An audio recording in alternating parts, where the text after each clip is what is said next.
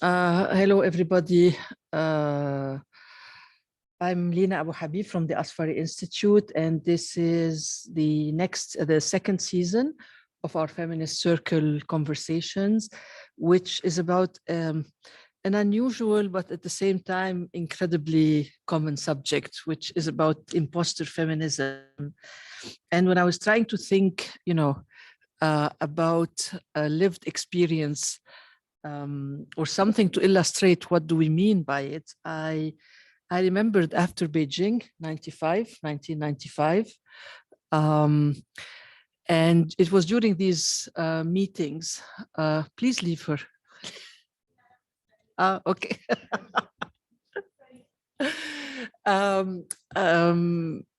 After the Beijing conference in 1995, for those of you who are very, very young and don't know what we're talking about, in 1995, there was a really huge global, I would say, landmark and historical UN conference, which brought together something like 35,000 women from all over the world, 30,000 feminists, to discuss the world that we aspire to.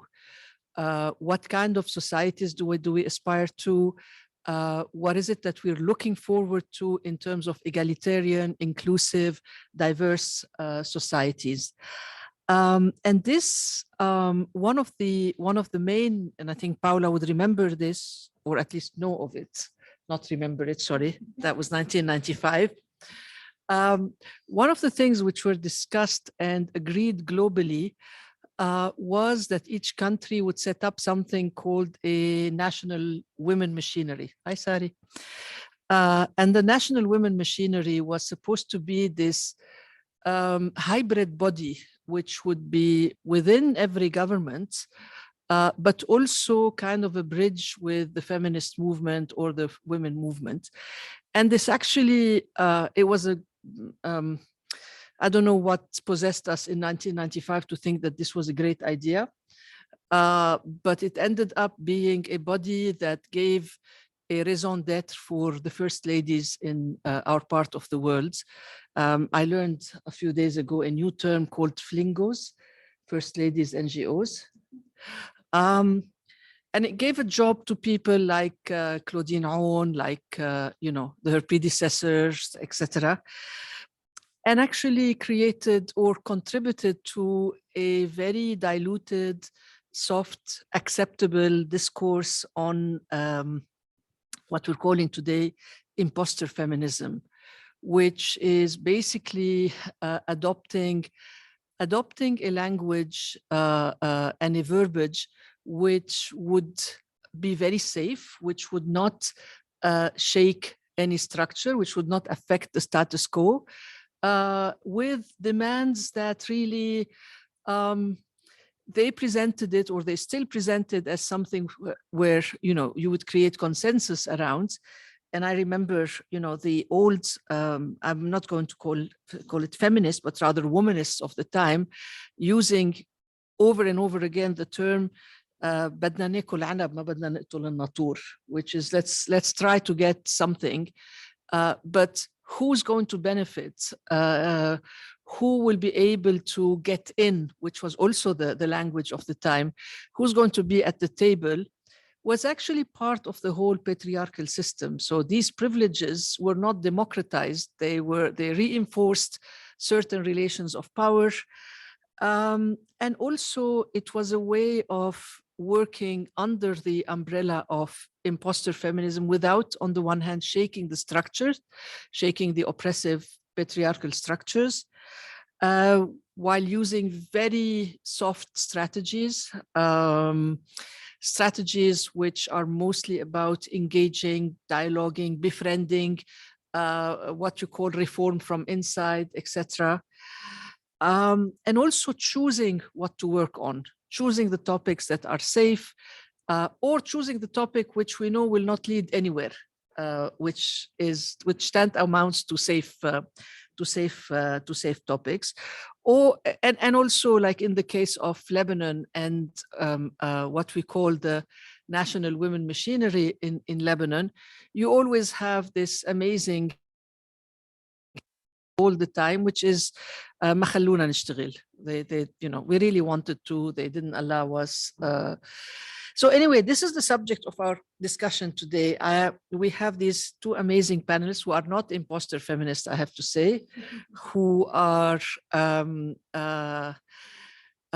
for me, the antidote or the opposite of imposter feminists are the serious feminists, the serious intersectional feminists, who are actually, who understand the structural forms of discrimination, oppression, and violence, who understand that without shaking the foundation of the patriarchal system, everything else is veneer and everything else is just, you know, adding more privileges to some people. So I'm very happy to have with us my dear friend, Paola Daher. Paola has a long history of being a feminist. All her bio because it's accessible, but suffice to say that Paola has been working recently for many years on one of the subjects that most imposter feminists shy away from, which is sexual and reproductive health and rights. So you can imagine she doesn't have many friends.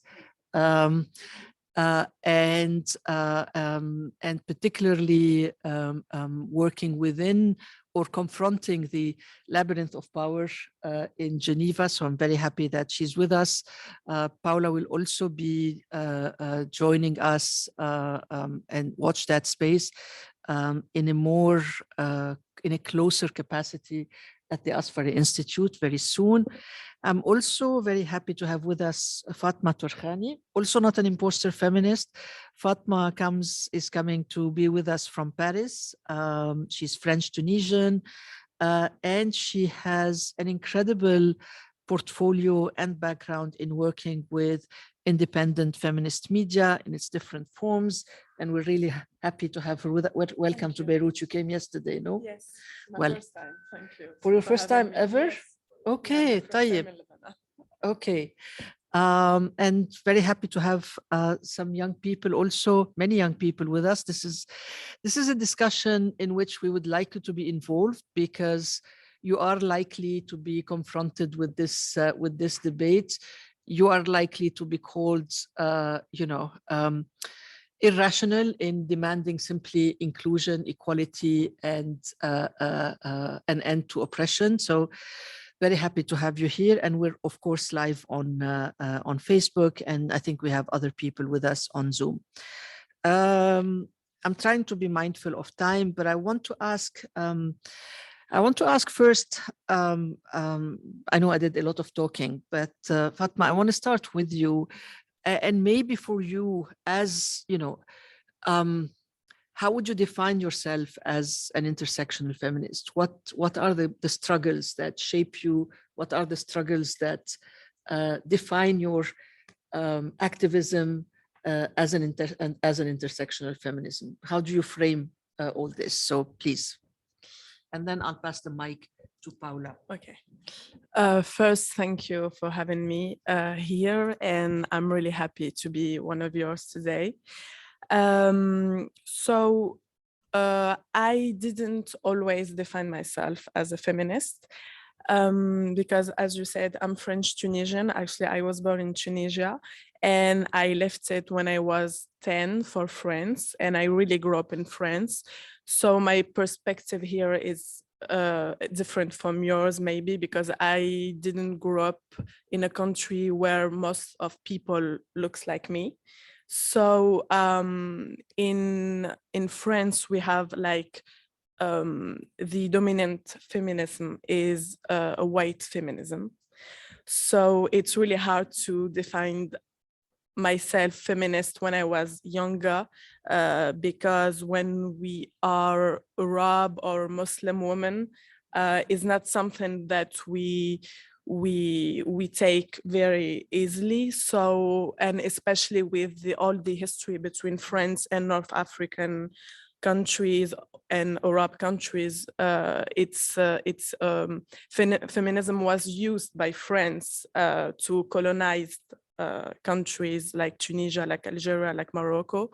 So we still have this stereotype that a Muslim or a North African or Arab women are not feminist. And it was, I think, when I was at college, and I discovered intersectional feminism. And then, especially with Black American authors like Bellux, like Toni Morrison. And then I started to ask myself about white privilege, about to be a Muslim woman and feminist. Well, what does it mean to have privilege and to build a feminism that we want to be inclusive for every woman when we are privileged in society. So this is how this is how I think I start to define myself as intersectional feminist, and I continue in this way to read things and look up to other things. And then I discover also North African and Arab women feminist authors and stuff like that. Yes. Yeah. Paola, your own journey as well, which in a way intersects with perhaps Fatma's experience. Yeah, actually, my journey, I think, intersects with Fatma's experience on many levels, because I am a Lebanese from the diaspora. I was born in France, so I can very much relate to the feeling of growing up in a society where very few people look like you and shared kind of the same history. So definitely, and also I grew up in kind of small town France. So it's not like growing up in Paris.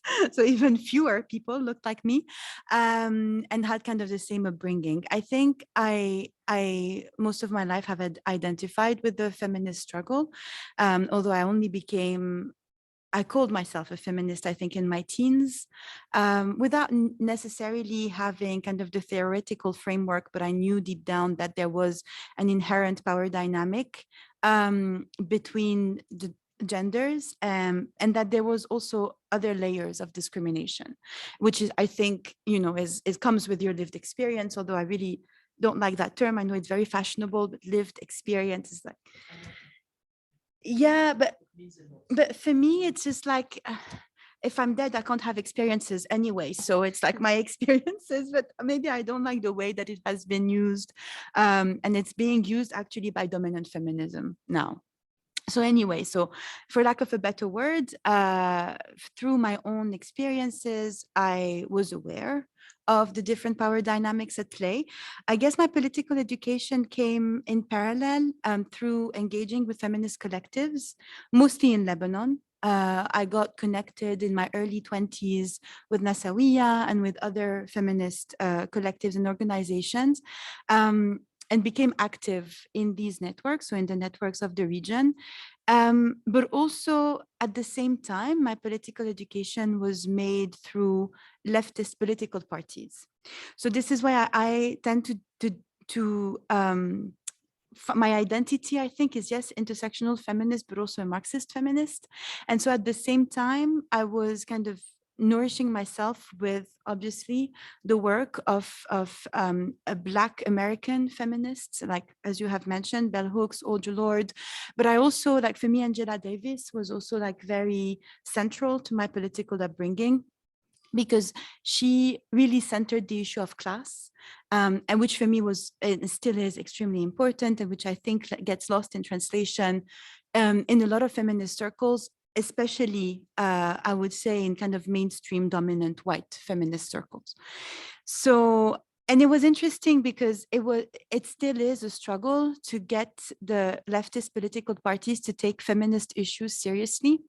First of all, like whenever you have feminist commissions within leftist parties, it's almost always considered something like women's work.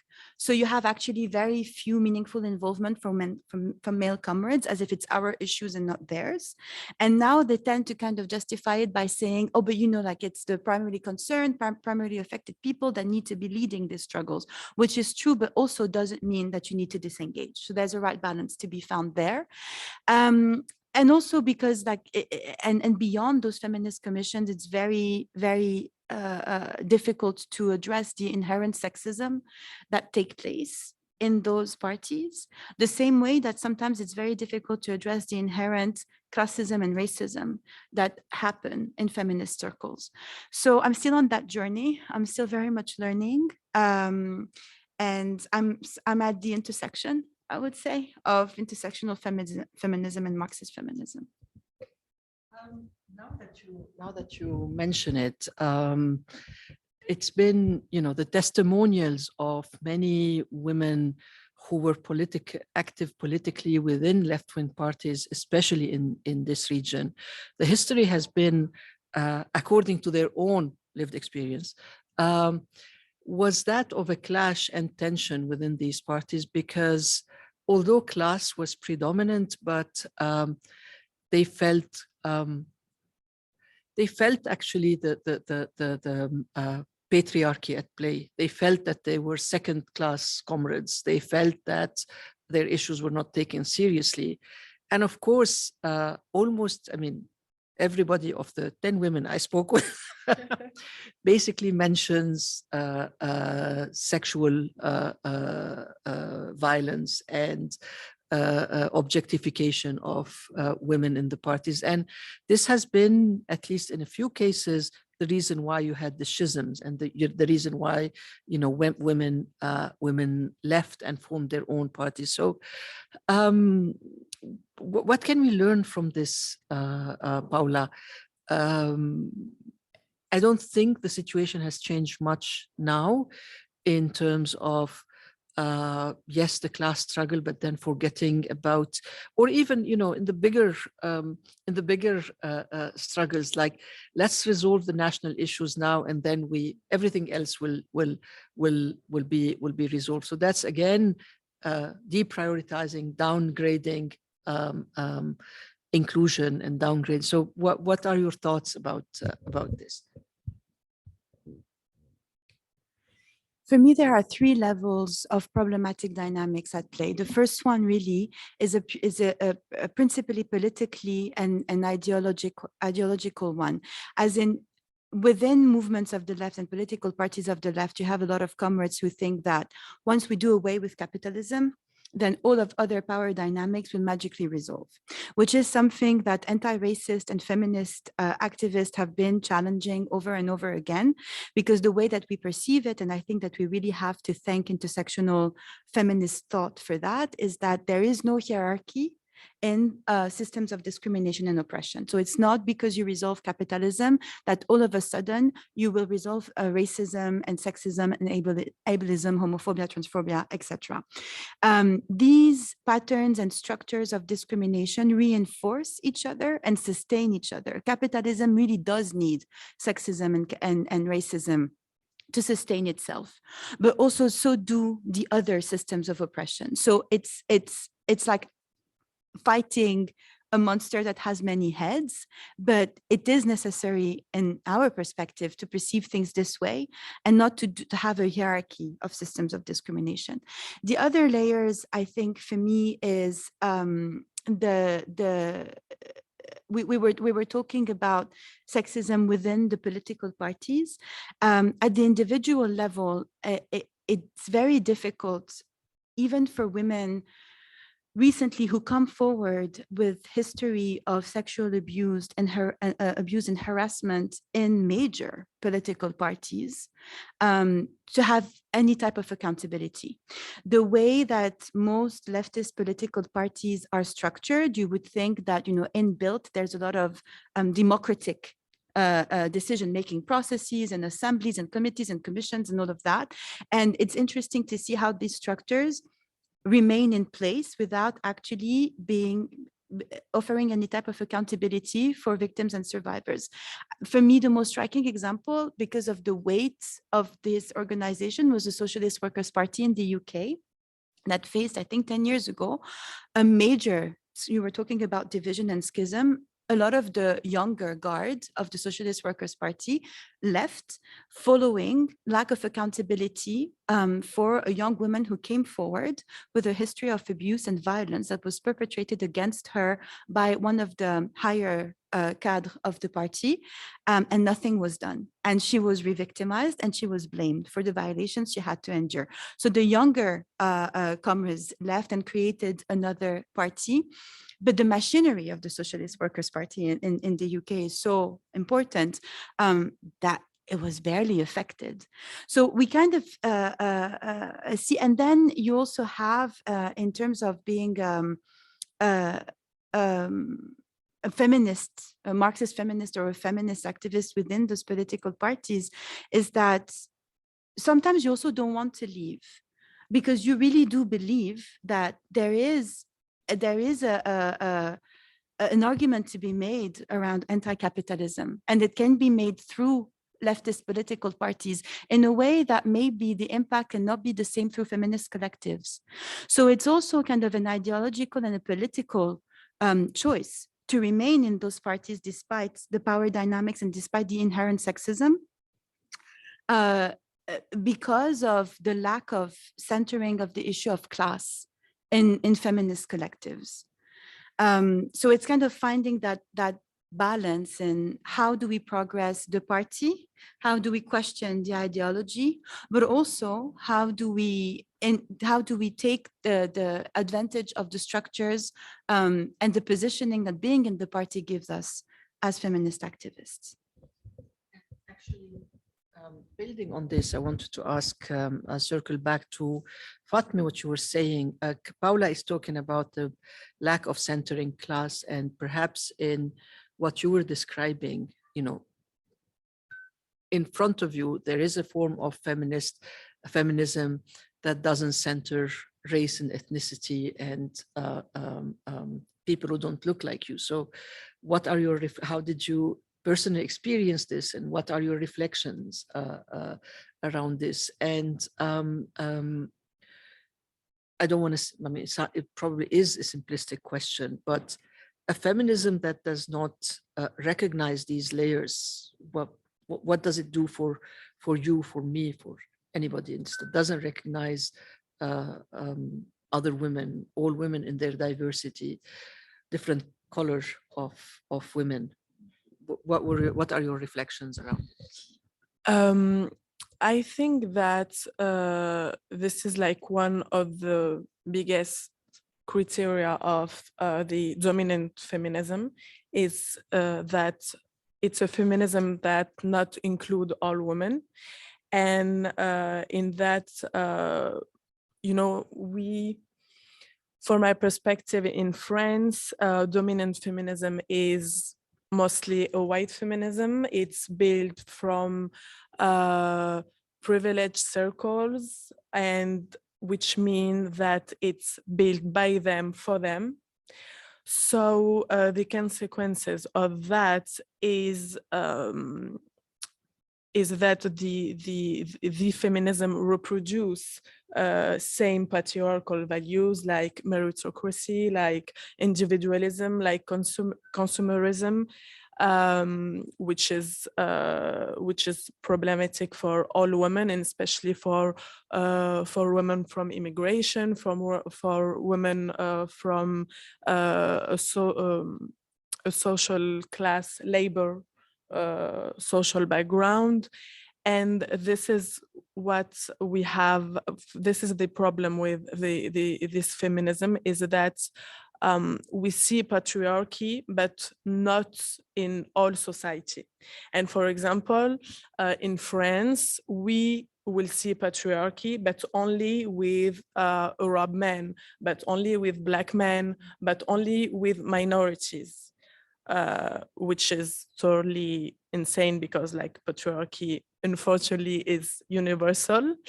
So So this is for me, this is one of the biggest problem is this feminism. When you talk this feminism, you will always have racism with it. In society in like France, but I think that we can say the same things in some North African countries or in some Middle Eastern countries, because we also have immigration, we also have undocumented immigrant people. So yes, this is one of the biggest issue with this feminism for me.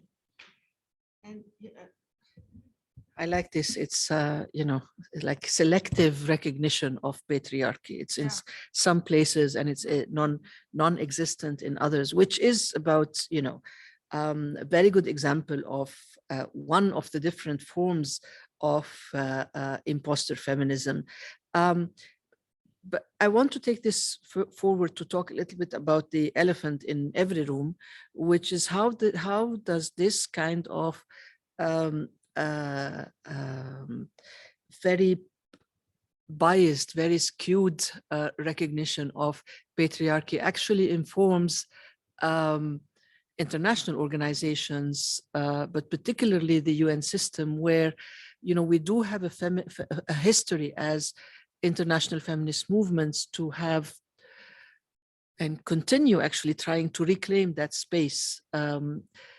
What are the tensions? What is the dominant feminism in these spaces? And I don't mean to say that there's one form, but how do you think these spaces, with all the high-level decision-making power that it has, and all sorts of decisions around resources and who gets what and who is visible and who is not visible and who is important, who is not important, how is it informed by this form of dominant feminism? I don't know who would like to start with the comments. Paola. I love how you say, I don't know who would like to start, Paola. Thereby indicated you do know who would like to start. It's a very big question. I think we need to start with the inherent tension between these global structures and mechanisms and processes are a reflection of the global society, if I can put it this way. So just like with everything, like we don't exist in a vacuum. So everything that is going to be produced by a capitalist, sexist, racist, ableist, homophobic society will be capitalist, racist inherently. So it's the constant struggle of feminist and queer and leftist, anti-capitalist, anti-racist activists to dismantle those structures, because fundamentally we want to subvert and profoundly change and dismantle the current structures of society. That being said, we need to operate within the constraint that we have. So in terms of kind of global processes and UN systems and things, you touched upon several things. First of all, the resourcing. I think we need to start with how the ideology of feminism has been instrumentalized and co-opted by these global processes. So instead of kind of keeping the subversive, deeply political roots of feminism, these instances have depoliticized them completely and have equated feminism with women's rights. And that's not the same. It's not the same thing to be a women's rights organization, which is fundamentally interested in kind of maybe legal and in practice equality between the sexes, versus feminism, which is a political current aimed at destroying patriarchy and systems of discrimination and oppression. So there is kind of this fundamental tension, is that sometimes you feel that women's rights have been equated with feminism. And it's the job of feminists to go back and say, calling yourself a feminist organization implies the application and the implementation of feminist principles and of feminist principles of leadership, which is, the abolition of hierarchies, finding new ways around like to organize and to work, etc. So that's the first thing. The second thing is having equated gender with women, which is not the same. And so you're equating gender with a category of population, thereby also depoliticizing the issue of gender. So that's what the UN has been doing quite extensively. So it goes back to having those conversations at that level and refusing to have the word feminism be co-opted in that way.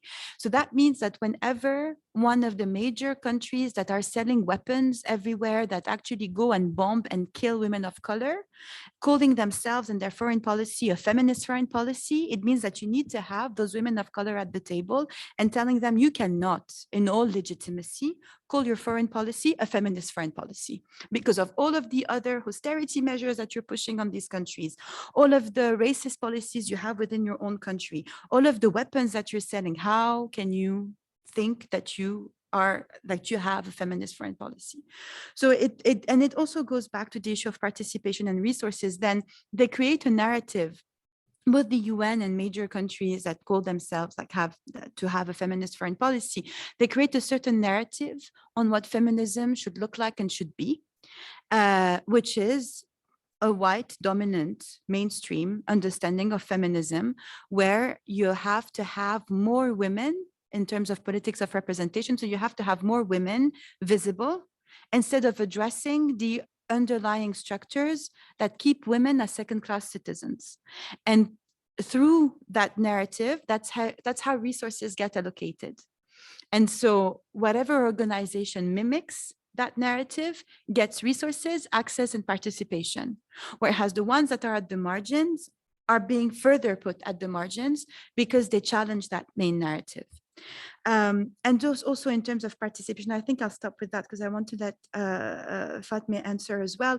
In terms of participation, the UN is actually grappling with an issue around civil society participation, which especially since COVID is ever shrinking. It's something that we had seen in terms of reprisals of women human rights defenders, targeting of women human rights defenders and feminist activists, especially those working on topics that are being perceived as contentious, such as issues pertaining to sexuality and gender and reproductive rights. And so it's how we create more accountability mechanisms around these reprisals, but also how do we challenge accessibility to UN premises and to UN meetings and negotiations, but also how do we question the issue of visas in major UN advocacy hubs? Is it easy to get a visa for Switzerland or for the US? For the longest time, HIV positive people couldn't even get into the US.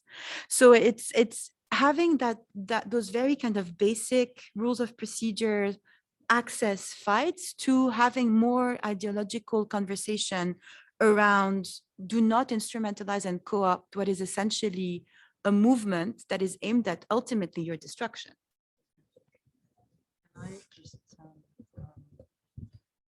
Before I give the mic back to Fatma, because I want your reflection on, these policies and what they mean to being on the margins, because that's essentially your entry point, which I think is very important. But just want to weigh in on what Paola was saying. And one of those mechanisms that reduce access is actually the ECOSOC status, for instance, which at the Asfari Institute we're trying to challenge by supporting subversive groups, if I might say, in civil society to gain ECOSOC access, not because it means anything, but it just gets you in there.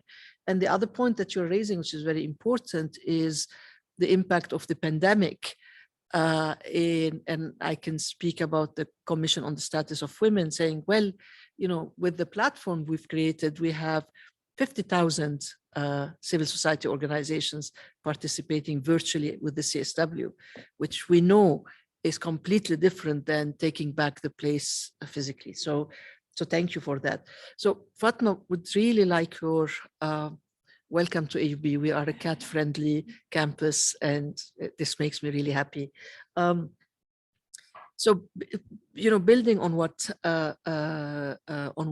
Paola was saying, and also, I don't know if you were part of the Generation Equality Forum in Paris, where all of these issues came up, including the issue of, what are these big funds, and they are relatively big. Who are they serving if they're not serving people in the margin, women in their diversity in the margin? So I would appreciate your comments on this.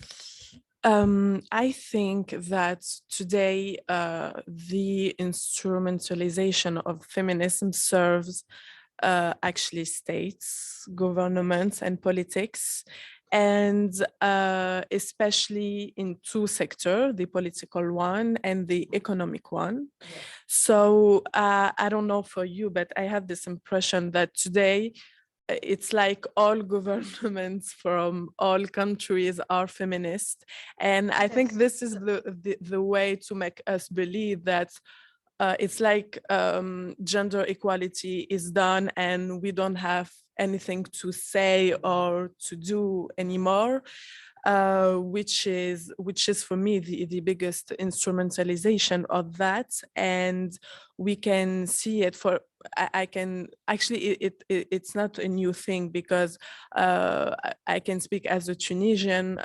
For like, Tunisia has this image of a country who has a really progressive politic on women's rights, and dictator like Ben Ali or Bourguiba use that to have a good image, international good image, to justify also their regime, torture and things like that. So I think this is one of the biggest issue with the instrumentalization, is that now it's a label for countries, it's a label for governments, for politics. It's as Paola said, we did things for women, we did law, but at the same time they did other laws and other racist law and things like that. So I think this is the first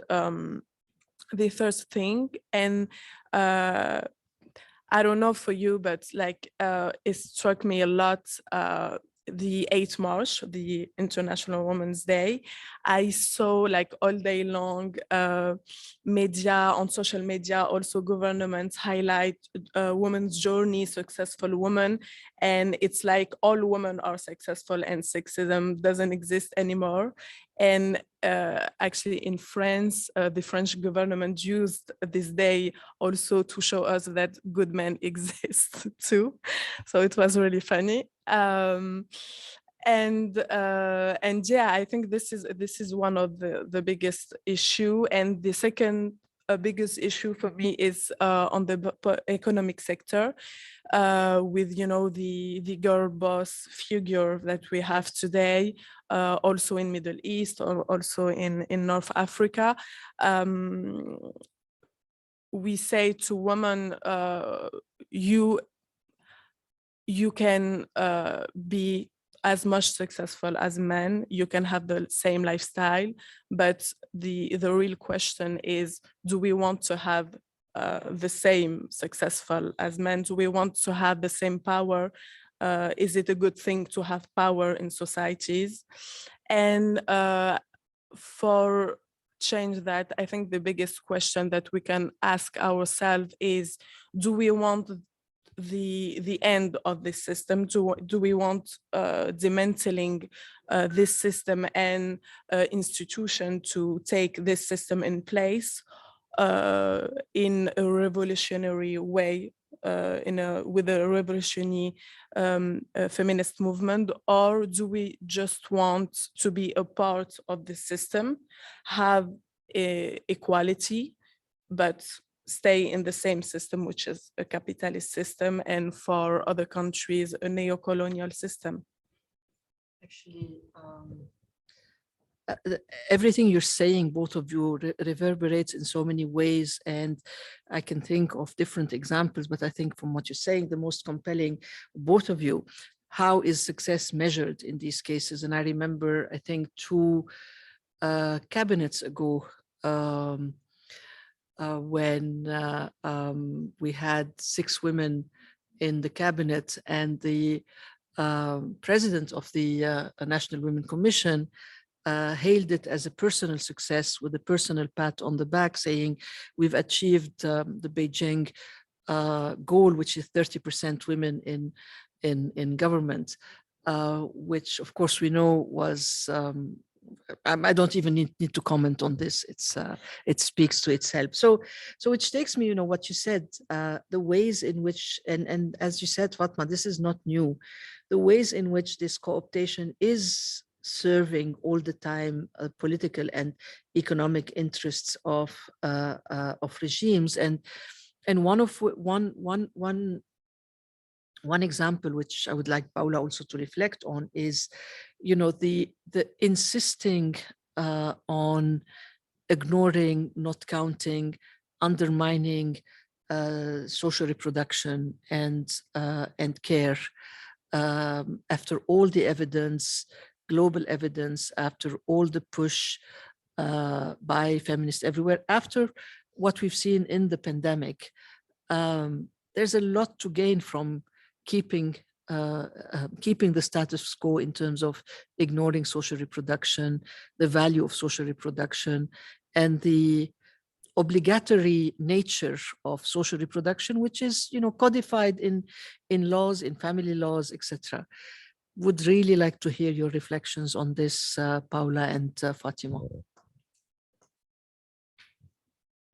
Can I add to the question? Of course. Yeah. Of course. Isn't it also, this is a question which is slash and answer, but for me, I've always thought one's very strong aspect of imposter feminism is ignoring that bit, is, putting it somewhere else where it's invisible. So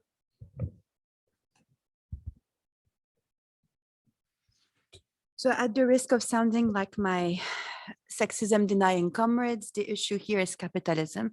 The issue here is always capitalism. I think, first of all, I think just to go back very quickly to what Fatma was saying around kind of that lean in feminism, where you want more women in boardrooms and you want more women participating into the economic system the way that it is, which is capitalistic. This is a brand of feminism that has been popularized by women that have very high profile. I'm thinking of Sheryl Sandberg. I'm thinking of, I forgot her name.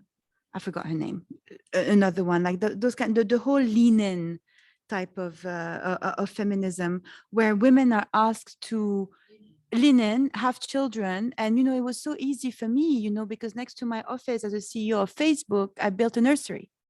So without any kind of awareness about the majority of women's material conditions that do not allow them to have that kind of lifestyle, and going beyond that the overwhelming number of feminists that actually do not want that kind of life and are actually fighting for social policies instead of more participation in neoliberalism and its products. So I think it relates to social reproduction and care, because on the one hand, capitalism is trying to depoliticize and instrumentalize feminism, the way that we've been talking about. And it's just another way for the system and the statu quo to neutralize any subverting force, any force that is a threat on it. So on the one hand, we have that neutralization and depoliticization. And it's something that we're seeing. It's not just in the US, or it's not just in Europe or in the global north. It's something that we are seeing here. There's this trend around being advisors to the high and mighty, being taking pictures with other women who benefit from the system and participate in the same system without questioning that system and how it is actively harming women. And it's like there's not a deeply, I'm thinking of the case of Lebanon, where there is no kind of social civil code, that regulates in a secular way everything that is connected to the family, inheritance, divorce, etc. And everything is kind of regulated by religious authorities to the detriment of women, always across sects. It's like none of that exists. So long as you can do photo ops and call yourself like a Diplo woman and that you have access to all of these things. And it played out with the elections and all of that. It's something that was very visible, that they're not shying away or feeling shame about. And so it links to also the way that capitalism needs and has a vested interest in benefiting from women's labor and from what has traditionally been gendered and constructed as being women's labor, which is social reproduction work and which is care work. It's work that it's connected to every life-making activities, from creating life to sustaining life. And that work is not recognized, is invisibilized, is not paid. And without it, the whole system, like if capitalism had to compensate basically those activities, which was a major issue during second wave feminism, they discussed a lot around how to account for that participation in the economy. And they also discussed a lot about a potential compensation for that kind of work, to going beyond that and going beyond the conversation around how to compensate that work. But now we're talking about basically abolishing the family, abolishing the nuclear heteronormative patriarchal family to collectivization of social reproduction and life-making activities. How do we collectivize everything that has to do with laundry? With laundry and cooking, and how can we make that everybody's responsibility, so that type of work is not gendered in the way that it is, and it's also racialized. And this is also kind of capitalism work and strength, is that those women who have access, those Sheryl Sandbergs of the world, who have access to that kind of wealth to sustain their lifestyle, enable them to be in the boardrooms and to be CEOs of Facebook, they are relying on women of color to be able to care and to perform these life-making activities so that they could participate into the capitalist sexist structures that they want to participate in. And it's also something that we're seeing in Lebanon, where on top of that, that labor is outsourced to women who are in modern day slavery conditions under the kafala system. So the solution really is to rethink society in a way that work is collectivized and is shared equally among all sectors of society. Yeah, I'll stop here. I want to let Fatma. Yes, and I would like to hear Fatma's thoughts about reproductive labor Yeah. and social reproduction. I think for talking about that, I will speak again about 8 March, because it was something that really which really struck me. And I remember I posted a picture of my mom on my Instagram, and I asked people if I can celebrate my mom, because you know, my mom, she stopped studies when she was 12. She married when she was 19. She raised 4 kids, and she started working in maybe at 45, something like that. And I have this impression that today we can see some kind of woman and some kind of successful woman. And this is what a capitalist system wants us to see. And I think actually women like my mom are most than like women, like girl boss or successful women in industry and work. And for me, this is all this issue participate to invisibilize women from labor social background. And the fact is, we capitalists took so highly and massively feminism that we forgot about that, about those women, and we put on her responsibility. Like this is one of the biggest issue, is if you want to do something, if you want to be like a feminist, a girl boss, if you want to be successful, you can do it, because you have a system that offers you so many opportunities and things like that. And here again, we have one of other biggest issue with this system is that we individualize systemic issues. Yes.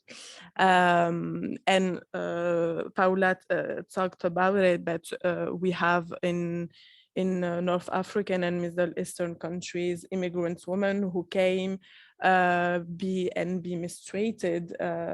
Some people talk about slavery.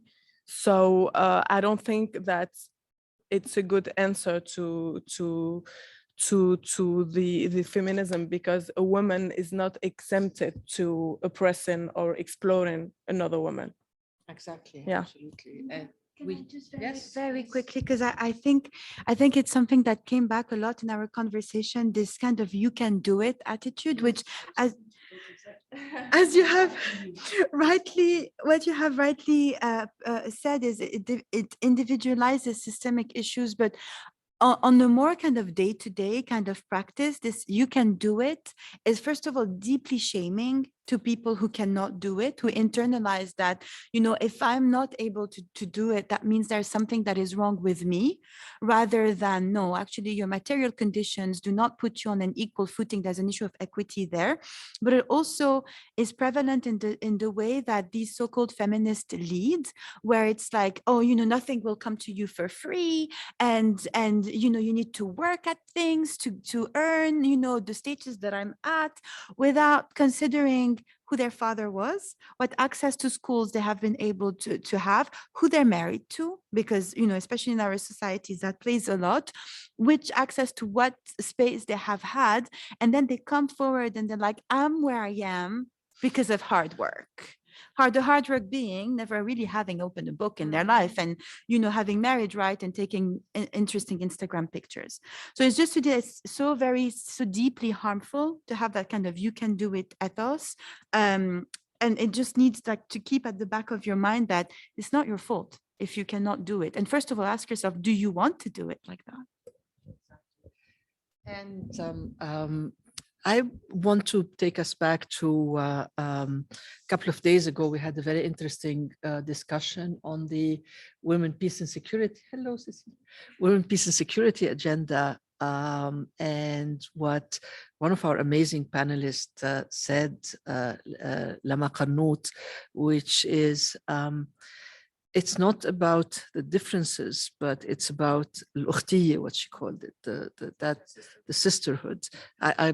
It was a nice word in Arabic, so I wanted to hear myself saying it, which doesn't exist in this form of imposter feminism. There's no أختية, there's no sisterhood with your a migrant worker, quote unquote slave, because it is slavery. It is slavery by law. It's not just a practice, it's a codified slavery. And actually, it's a lean in, which is lean in and put all your weight on other women who don't have that luxury.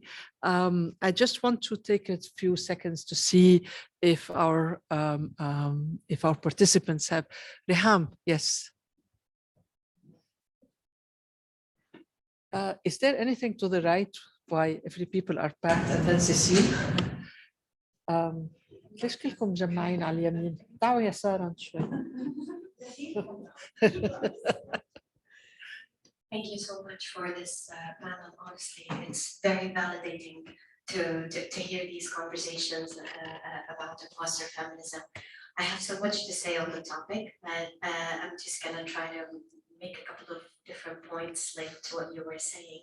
So the one thing about you can do it, it's also, I want to point out, how mental health plays a huge issue in this whole thing, yes, and how we pathologize the experiences of queer folks and of females, in these structures. So sometimes really it's not about the hyper-individualistic self, it's more about the collective self that is struggling in these structures.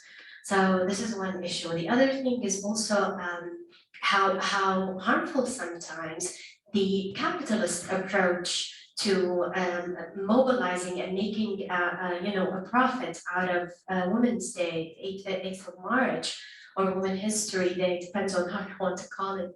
But, you know, it's also harmful to people who are assigned as females at birth.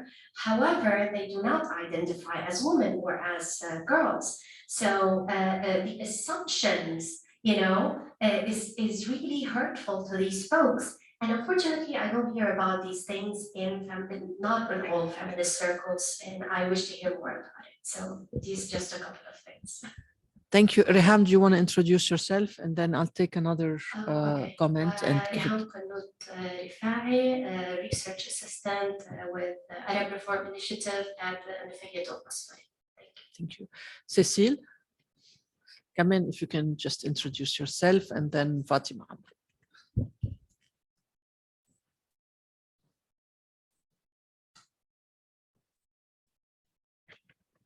So I'm Cecile, I'm project officer with NERSA and a researcher.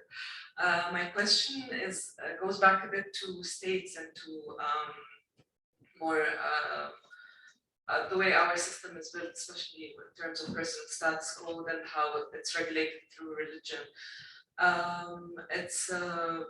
I'm raising this question because I share Paola's opinion in the sense that these things should not be regulated through religion. They should be in a we should have a civil status code that's civil, thank you. Civil status code that's not, you know, based on religion. But at the same time, we see the case of Tunis with Ghoriba, who actually, you know, turned the status code out, the personal status code into a civil one. And we see how this backfired at certain points and did not exactly, you know, enhance women's state. And I'm thinking, theoretically speaking, it's great, and this is what we look forward to having a personal status code that's civil. But how can we imagine it in practice, and praxis away from theory, actually? I would love to hear Fatima's opinion on this, because I think there's a lived experience there, if you could share with us. The last for the first round, Fatima Amro, and then I'll give you the floor. Sari Zil. I'm a research assistant at Asfari, and I wanted to ask you about the differences that a lot of feminists have, and where we draw the line between the differences and the diversity between feminist views and something being an imposter feminism. For example, we might not agree on a lot of points when it comes to whether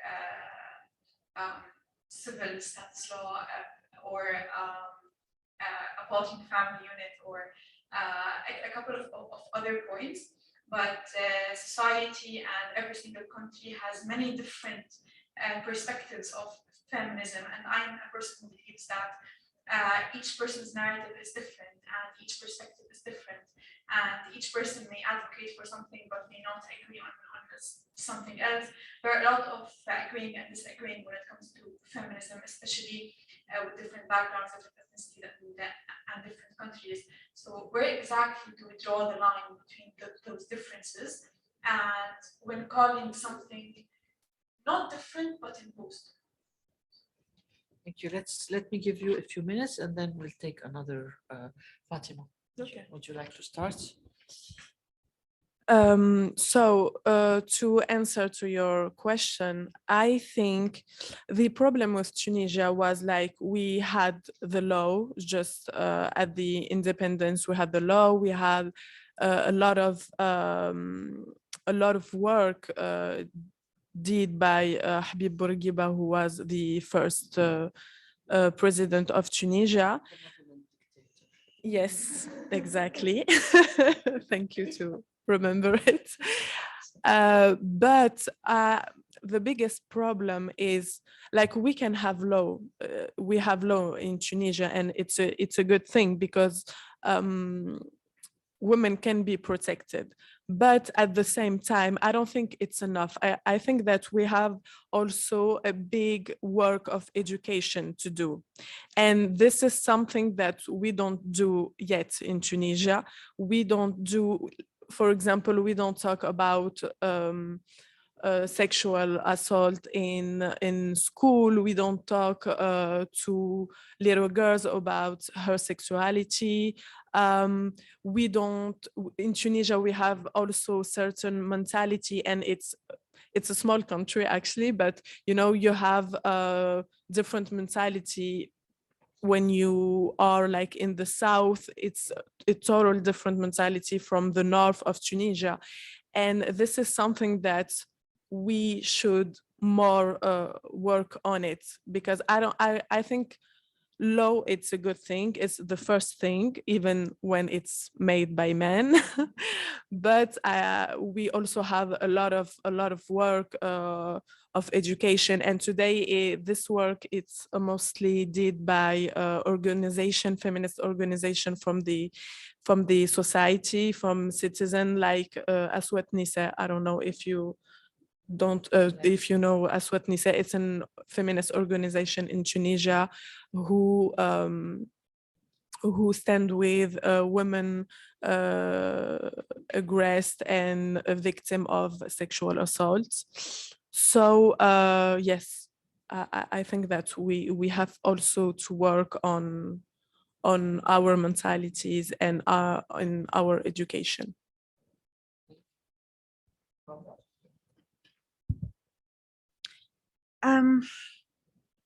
To answer Riham, I think that your question was twofold. There was one that was the pathologizing, the experiences of feminist and queer folks, and the other one was around International Women's Day.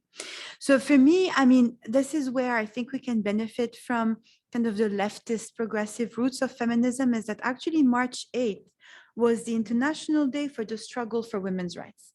So, and it was created by socialist women. It was Clara Zetkin and Rosa Luxembourg and all my personal favorite Eastern European feminists who actually created the day, pushed for the creation of the day to put at the forefront the concerns of female workers.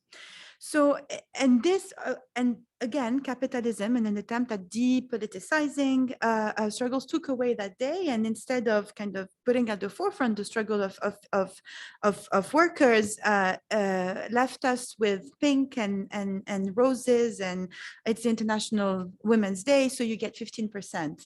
The important thing is that you spend, of course, on this day. So it's about, for us, it's how to reclaim this, and I think. The global solidarity feminist movements are doing an excellent job because they have harnessed March 8th, and March 8th now is the International Feminist Strike Day. I mean, everywhere except Switzerland, which is June 14th, but in the rest of the world, March 8th now has become a day of global strike.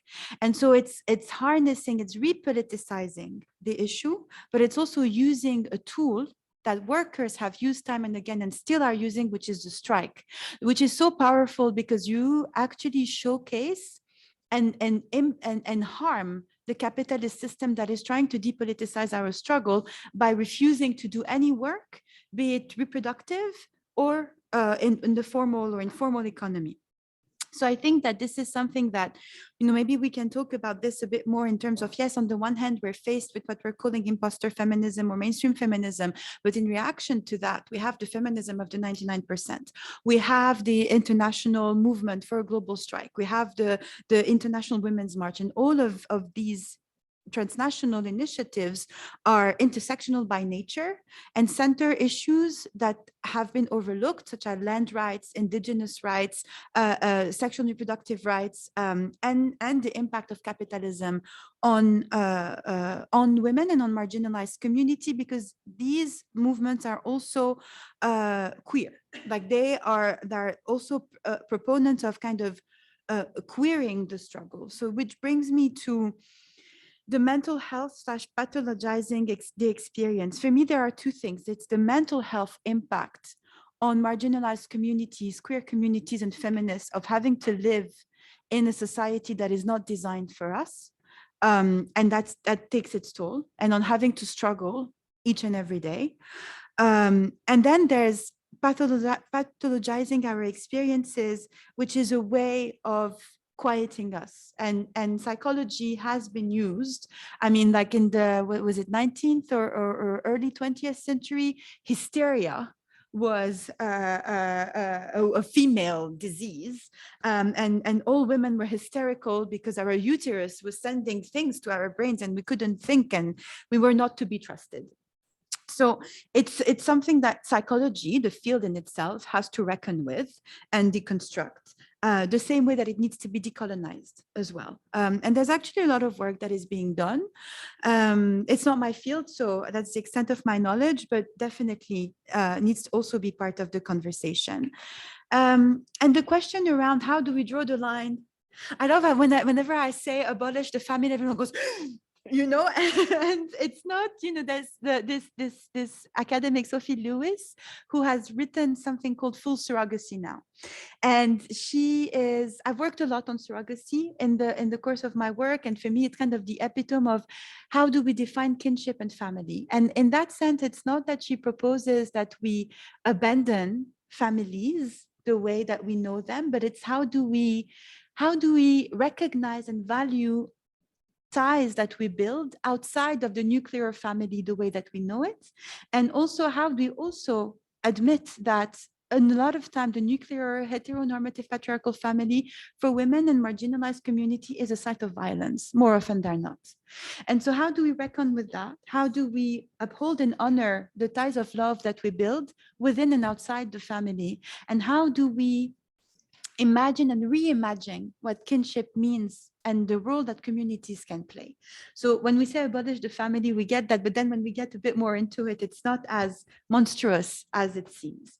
In terms of how we draw the line between different feminisms, I guess there would be, I can only bring my perspective because as you have rightfully highlighted, there will be a million different perspectives. For me, I draw from my training as my political education in the leftist movement is how do we create united fronts that my comrade Trotsky was very attached to. With some feminist groups, you will be able to create those united fronts, even though you disagree on other things. For me, any current that portrays itself as being feminist, but that is ableist or that is in favor of capitalism or that is racist or that is not an organization that I would consider I can create a united front with. I mean, it's something that we're seeing in Switzerland, for instance. There are groups that are actually fascists that are calling themselves feminists. If you look at the justification, one of the justifications for invading Afghanistan was to liberate women. You know, feminism has been appropriated and instrumentalized for the worst goals, like Marine Le Pen, you know, vilifying men of color and women who come from the immigration, to say, you know, like the kind of the white French society at its core is not patriarchal or sexist, is those black and brown men who came and brought us patriarchy. So none of that for me can be considered like it's not feminism. It's not even imposter feminism, it's not feminism. And then there are the ongoing debates within feminist movements, which mostly are sex work. Like for me, abortion as well is a red line. Like if you're not pro-choice, then it's very difficult for me to build like a united front with you. But you know, sex work is an issue. Surrogacy is an issue. On surrogacy, it was interesting when I worked on this because there's a lot of leftist feminists who have been in the struggle for decades, and they were telling me we see it as a commodification of women's body, including women from the global south. And with them, we really entered into a meaningful conversation, because even though we were, you know, developing principles and we're trying to consider meaningfully the human rights of everyone involved in surrogacy arrangements, you cannot dismiss that there are significant power dynamics involved to surrogacy. So it is still an ongoing conversation that I think is worth having. This, you know, like this association that sex work is inherently exploitative, not paying attention to the way capitalism is inherently exploitative anyway. So these are conversations that the feminist movements are having at the moment, which I think doesn't prevent from having united front on other issues. but and that's where I draw the line. It's like, is your positioning a denial of anyone's kind of existence and dignity? If no, then if we disagree, we can have a conversation. If yes, then there's like that's where I draw that line. I wanted to add something on your question on mental health, and as you said about the hysteria, like the female disease, I think that the impostor feminism is also try to not see the woman mental health, and I think this is why those last year, like, we switch between the the stereotype of the militant feminist who hating men screaming in the street, and now we have like the new figure of pop culture feminist, like working with men, being friend with men, sit in the same table with men. And I think this is like one of the way to this feminism to not see our mental health. Exactly. It's the elevator selfies feminism, with the fashion and Kim Kardashian feminism, actually, Kim Kardashian feminism. Sari, can you introduce yourself also? I have a doubt. تفضل.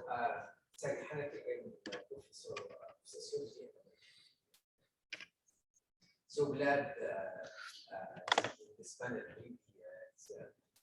Thank you, Lina, to bring this wonderful speakers. Let me go to one of the book of Falzer, Thin and Thick, right? Okay. And he argued that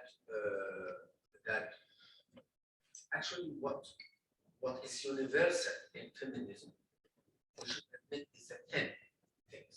10, it means a few principles that we find it in Universal Declaration of Human Rights, and with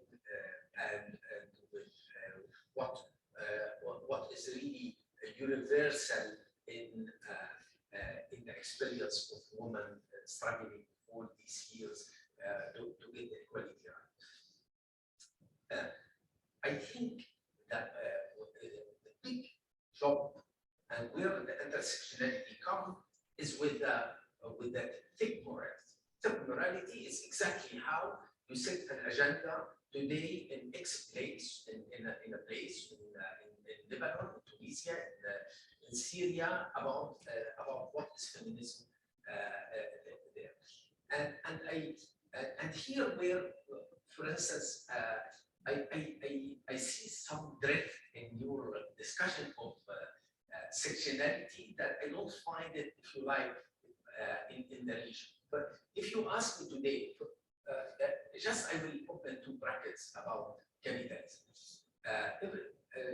I'm the president of the International Sociological Association, and every time we will make a panel and there is a world capitalism, there is a veto from all Eastern Europe, okay, and they are leftists, but they don't want to curse capitalism. They want to replace it by neoliberalism. So they think that smashing all the system now under capitalism doesn't help much.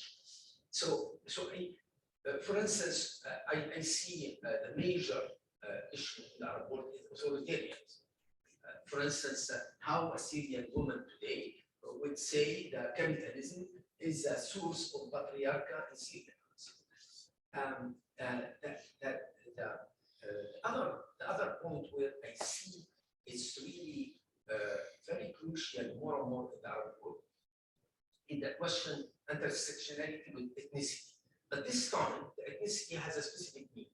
Ethnicity is it's about culture. So you have religious people as a culture here. No matter they are majority or minority, you have a culture of religious people.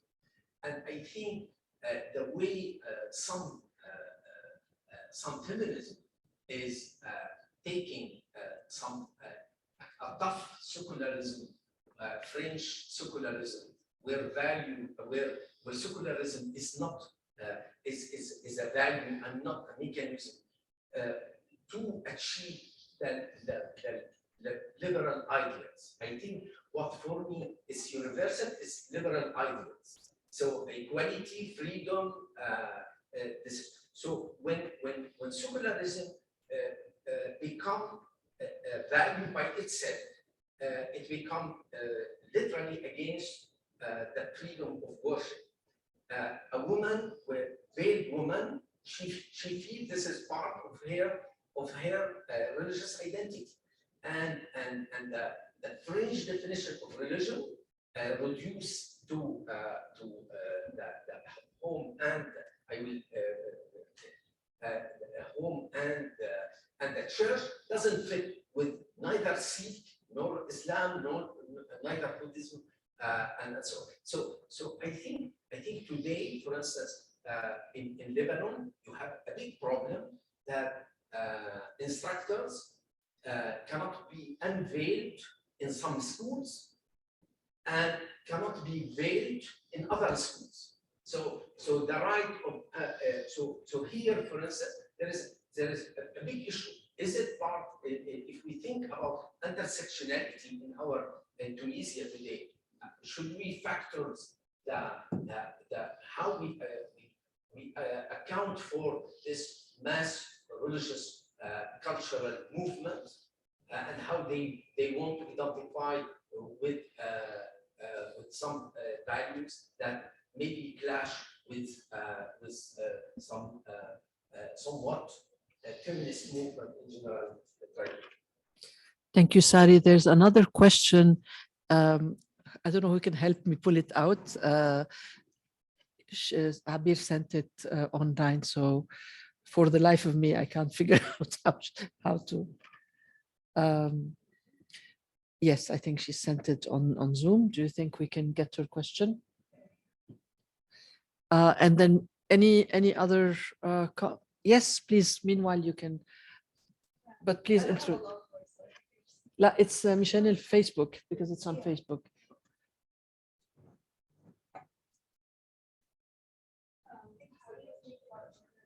Yeah, yeah. Sounds very. First of all, I do agree with abolishing the nuclear family because it is an oppressive structure to women. I think. Can you introduce yourself? I'm Paola. I'm from Libya. I'm here as a student and an intern. A recent intern at the Asfari Institute. And yeah, I think it was Charlotte Gilman that talked about the feminist apartment hotels, where there was this communal living for all women to live together with men, and they would kind of divide the work so that it wouldn't be gendered. And I honestly see this working out in some of our Arab societies where we have 3 generations living under the same household. But I guess my question goes back to there is a trend where the You Can Do It campaign has been criticized through celebrating individual feminist choices. These choices range from stay-at-home mothers to the girl bosses with all their professional interests. But I feel like a problem with that is that some of these statuses that we're celebrating just further crystallizes and entrenches women within these oppressive systematic structures. So how do we go on from there? How do we establish an inclusive movement that cannot be easily co-opted by capitalist tendencies? Thank you. Thank you. If somebody can read Abir's question online.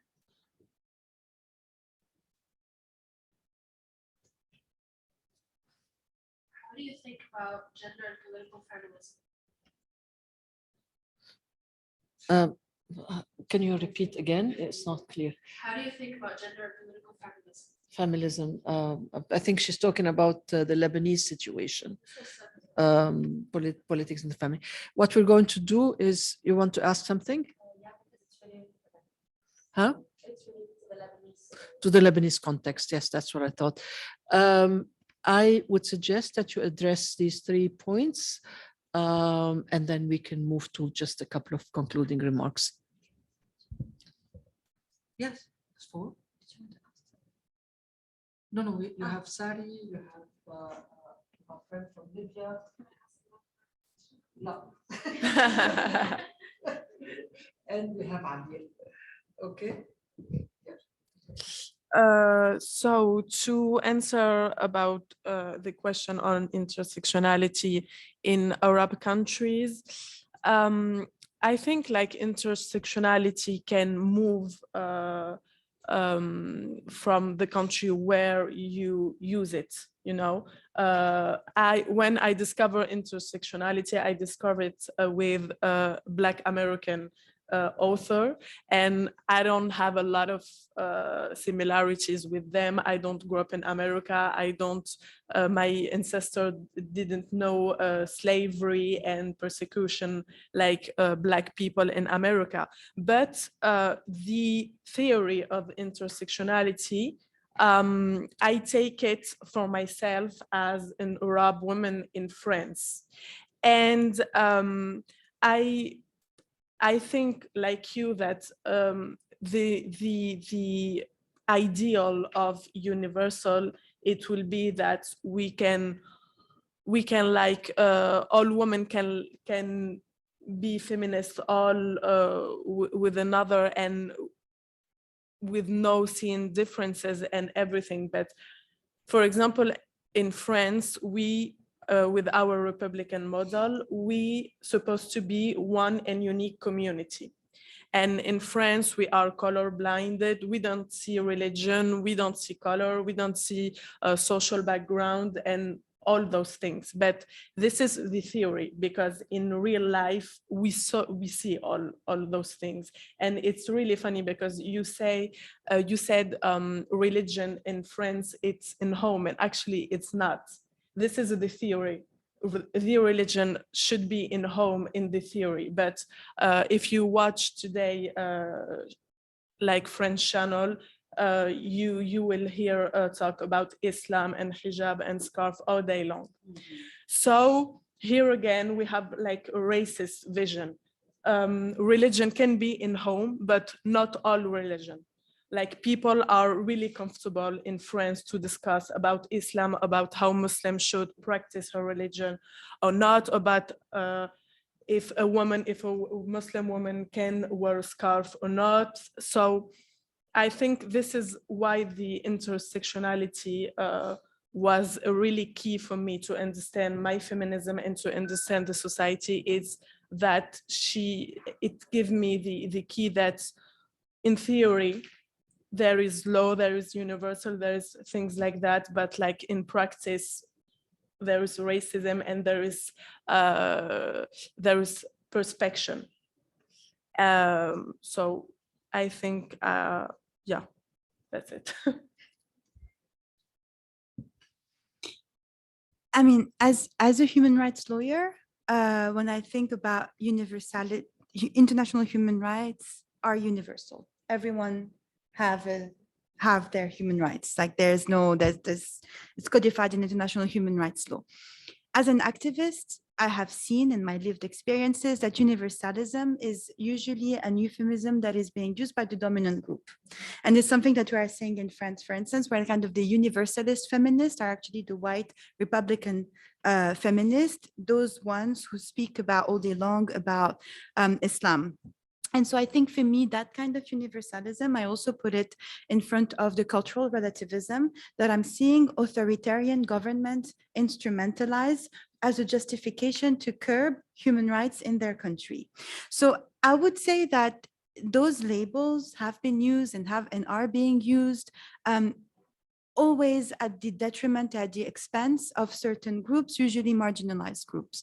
I don't think that the debate is as simple as universalism versus cultural relativism versus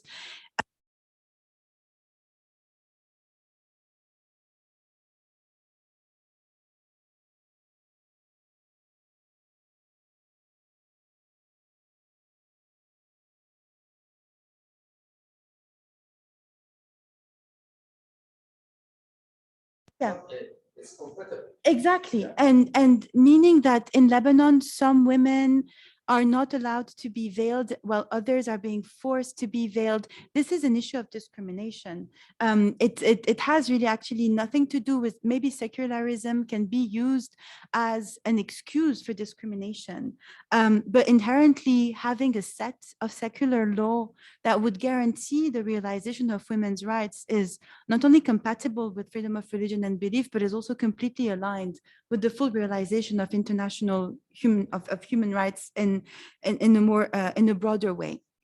So I think that also what you were mentioning around the Eastern European sociologists who don't want to talk about capitalism and would rather speak about neoliberalism and neoliberal policies, I think it has to do with their own history under communism and what communism has been used again, instrumentalized by authoritarian regime. We can definitely, I mean, you know, neoliberal policies are a product of a capitalist way of organizing the economy. What you were saying around the main issue in MENA is authoritarianism. I mean, definitely everything needs to be contextualized. What Fatma was saying, I agree with it 100%. Intersectionality is a frame of reading, just like Marxist kind of grille de lecture, which is like the ideological framework that you want to apply. And then, of course, you contextualize it according to everyone's priority at a certain point of time in a certain context. And that being said, how are these authoritarian regimes keeping themselves in power is by also aligning with the neoliberal policies that international institutions such as the IMF is putting upon them. If we look at Egypt, I mean, it cannot be clearer. So it's not one thing or the other. This is what we were saying. It's like through intersectionality, we see that all of the systems sustain and support each other. Yeah, I think that's what I had to answer on that question. And I just want to add that we also can ask what's universal and who defined the universal. And I think it's the same thing that we said at the beginning. It's always privileged circles who define it. Maybe I want to ask you to, do you think your question was addressed? No. So I think, so if I can ask you, and maybe this could be your concluding remarks while addressing the question of our friend from Libya. Yes. I'm sorry, I don't remember it. Do you remember? Yeah, it was how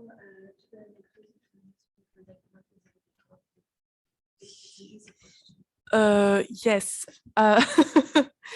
Actually, as a feminist today, I don't have like a real answer to how to include all women and all feminist movements. And I think, as you said later, it's really hard sometimes to just like being on the same page that every woman. But at the same time, I think it's important to remember that, and this is one of the point of the intersectional, that we are women, but we are all different, and we have all a different point of view. And for that, I think like in a democracy and in a system with a rich debate, this is a good thing. And as Paola said, I think that we should like heard each other, talk with each other, discover other points of view, because for example, I didn't know some feminist movements. You know, in France we have like Caribbean feminist movements, and I didn't know anything about it. And this is why intersectional, it's a really good thing. It's that we can hear things that we don't know, and we can be bigger after that. Yeah, I also don't have like the feminist that comes up with the recipe needs to come out very soon.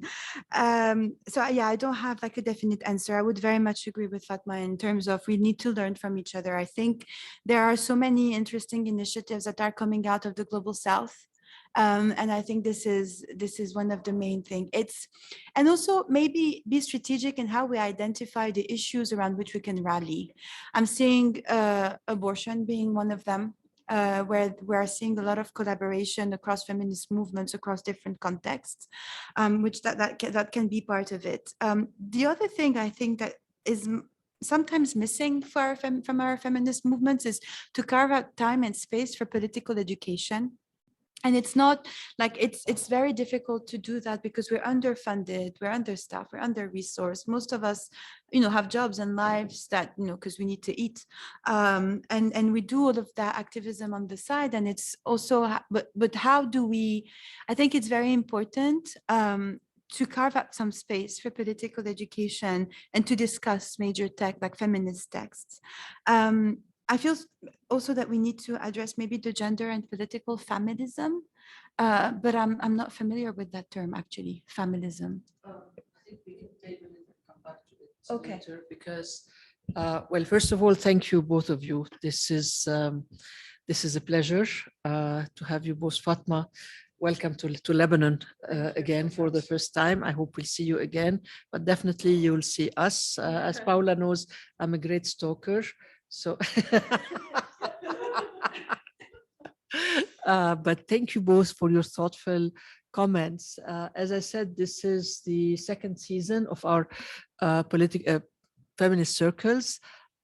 We started earlier this week with again, also with Paola, with a really thoughtful feminist critique of the women, peace and security paradigm, which actually links so nicely with what we are saying today. I think this is all part of the same monster, if I may say so. So we're not done with our feminist circles. We're just beginning, and this is not a one-off conversation. This is a very long conversation, and I'm hoping to see you. I know I will see you both again very soon. Thank you, everybody, and thank you for everybody who's been with us on Zoom and on Facebook. Thank you.